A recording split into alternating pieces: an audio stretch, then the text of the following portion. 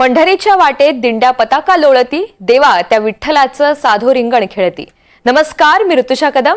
आज राज्यभरात आषाढी एकादशी निमित्त भक्तिभावाचं, आनंदाचं, उत्साहाचं वातावरण आहे। रात्री 2:30च्या दरम्यान विधिवत विठ्ठलाची पूजा संपन्न झाली आहे। गळ्यात तुळशी हार, कपाळी चंदनाचा टिळा असं विठ्ठलाचं साजरं सुंदर रूप डोळ्यात साठवून घेण्यासाठी वारकऱ्यांनी रीघ लावली। जवळपास महिना दीड महिना चालत आलेल्या वारकऱ्यांना आज कुठे सारे कष्ट दूर झाल्याची भावना आहे।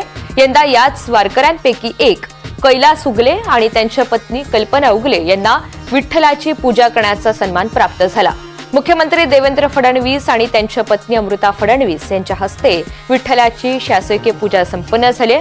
बा विठ्ठला, बळीराजाची संकट दूर कर, रोगराई समूळ नष्ट कर आणि राज्यामध्ये सुख समृद्धी नांदू दे असं साकडं मुख्यमंत्र्यांनी विठुरायाला घातलंय।